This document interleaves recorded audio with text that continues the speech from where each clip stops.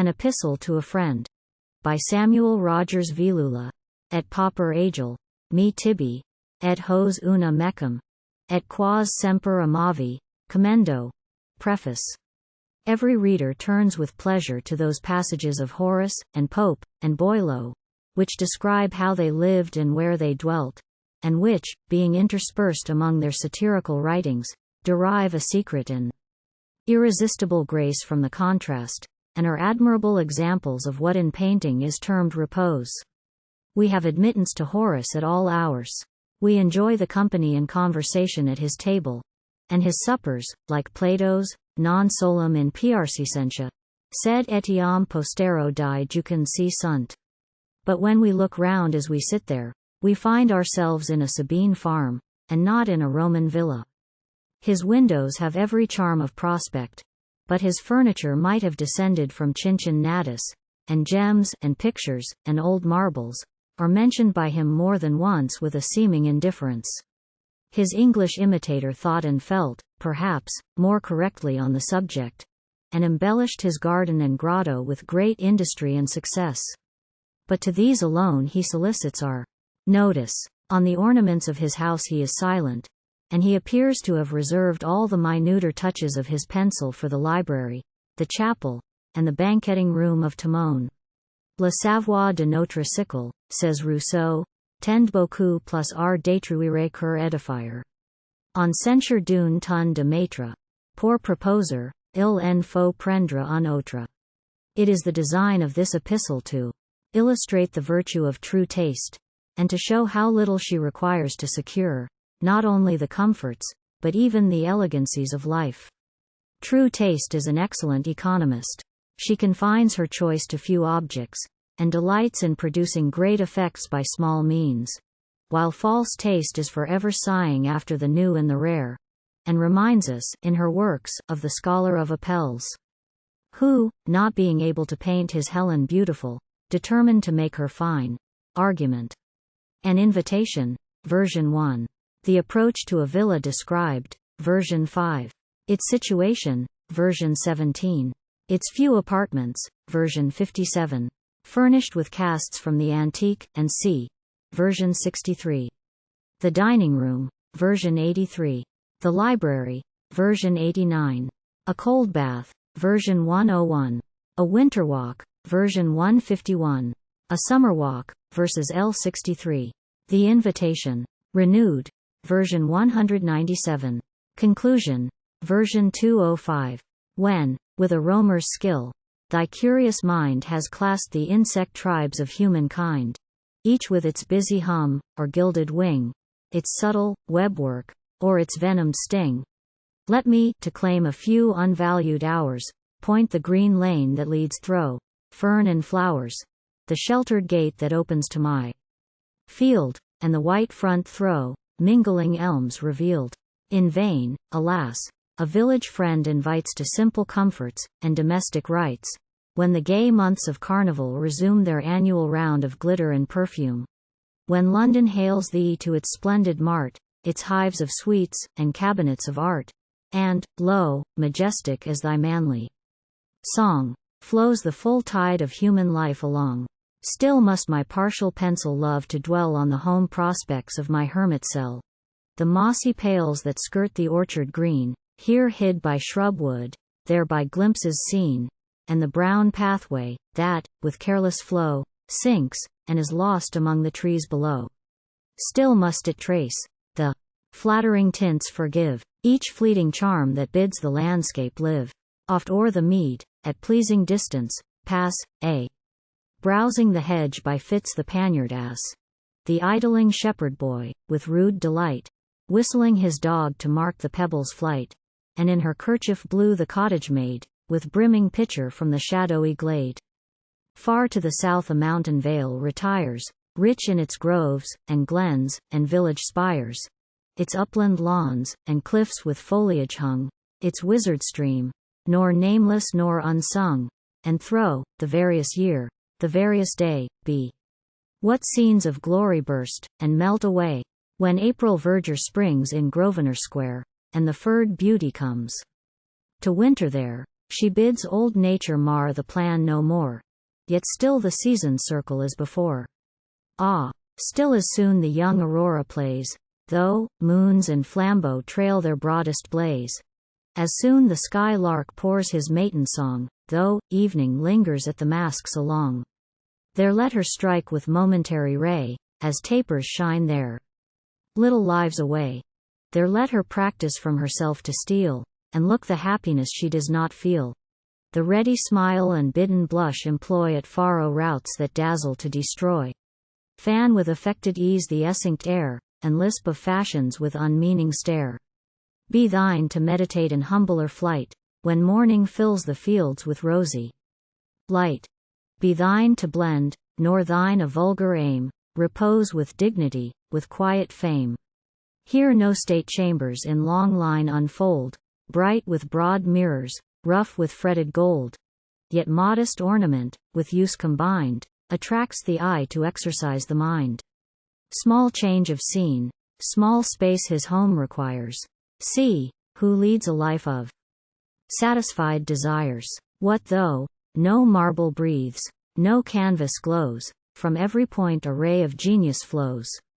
Be mine to bless the more mechanic skill, that stamps, renews, and multiplies at will, and cheaply circulates, through distant climes, the fairest relics of the purest times. Here from the mold to conscious being start those finer forms, the miracles of art. Here chosen gems, impressed on sulphur, shine, that slept for ages in a second mine. And here the faithful graver dares to trace a Michael's grandeur, and a Raphael's grace. Thy gallery, Florence, gilds my humble walls, and my low roof the Vatican recalls. Soon as the morning dream my pillow flies, to waking sense what brighter visions rise. O mark, again the coursers of the sun, at Guido's call, their round of glory run. Again the rosy hours resume their flight, obscured and lost in floods of golden light. But could thine erring friend so long forget, sweet source of pensive joy and fond regret, that here its warmest hues the pencil flings, lo, here the lost restores, the absent brings, and still the few best loved and most revered, rise round the board their social smile endeared? Selected shelves shall claim thy studious hours, there shall thy ranging mind be fed on flowers. Footnote 1. There, while the shaded lamp's mild luster streams, read ancient books, or woo inspiring dreams. G. And, when a sage's bust arrests thee there, pause, and his features with his thoughts compare. Ah, most that art my grateful rapture calls, which breathes a soul into the silent walls. Footnote 2. Which gathers round the wise of every tongue, all on whose words departed nations hung. Still prompt to charm with many a converse sweet. Guides in the world, companions in retreat. Though my thatched bath no rich mosaic knows, a limpid spring with unfelt current flows. Emblem of life, which, still as we survey, seems motionless, yet ever glides away. The shadowy walls record, with Attic art, the strength and beauty that its waves impart. Here Thetis, bending, with a mother's fears dips her dear boy, whose pride restrains his tears. There, Venus, rising, shrinks with sweet surprise, as her fair self-reflected seems to rise. Far from the joyless glare, the maddening strife, and all, the dull impertinence of life, these eyelids open to the rising ray, and close, when nature bids, at close of day. Here, at the dawn, the kindling landscape glows. Their noonday levies call from faint repose. Here the flushed wave flings back the parting light. Their glimmering lamps anticipate the night. When from his classic dreams the student steals. Footnote 3. Amid the buzz of crowds, the whirl of wheels, to muse unnoticed, while around him press the meteor forms of equipage and dress. Alone, in wonder lost, he seems to stand a very stranger in his native land.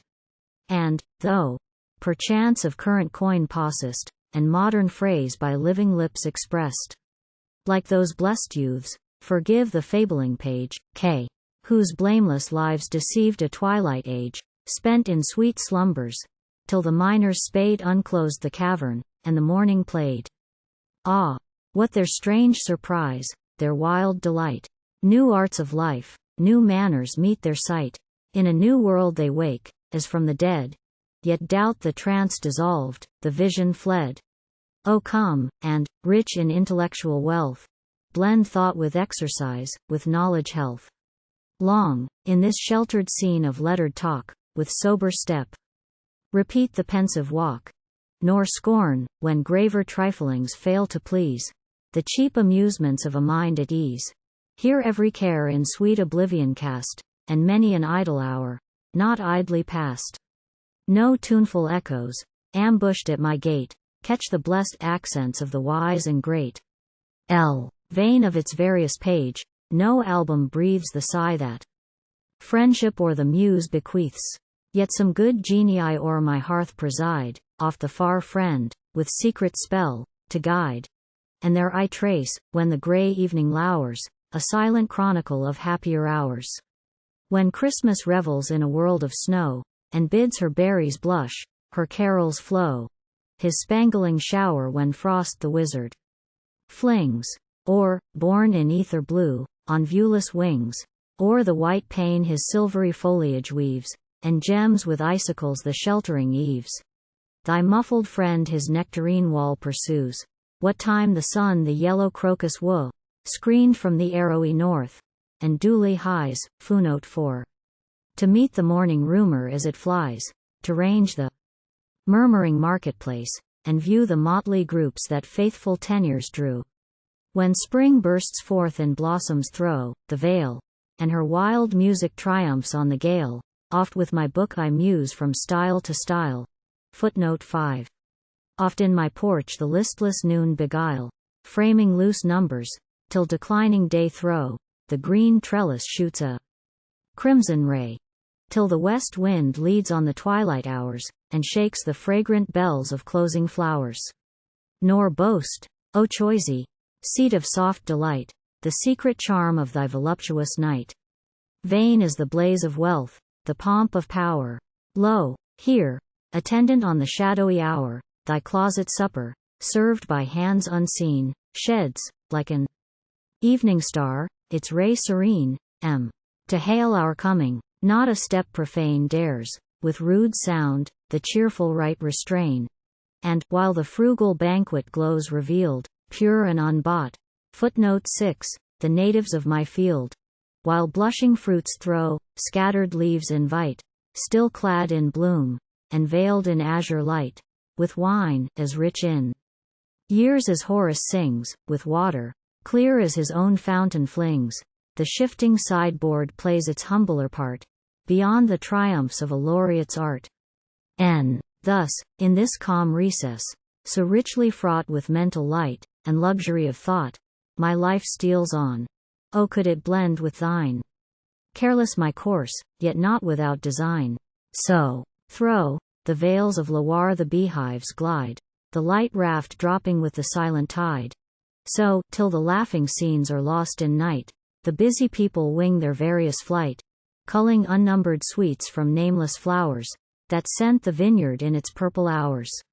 Rise, ere the watch relieving clarions play, caught thro' St. James's groves at blush of day, ere its full voice the choral anthem flings thro' trophied tombs of heroes and of kings. Haste to the tranquil shade of learned ease. Footnote 7. Though skilled alike to dazzle and to please, though each gay scene be searched with anxious eye, nor thy shut door be passed without a sigh.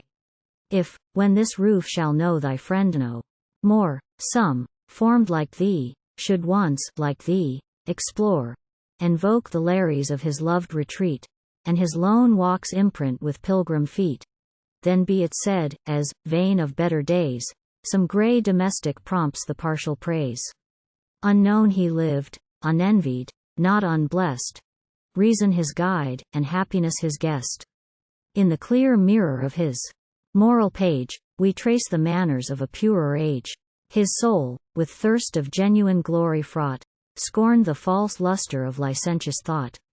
One fair asylum from the world he knew, one chosen seat, that charms with various view. Who boasts of more, believe the serious strain. Sighs for a home, and sighs, alas, in vain. Through each he roves, the tenant of a day, and, with the swallow, wings the year away. P.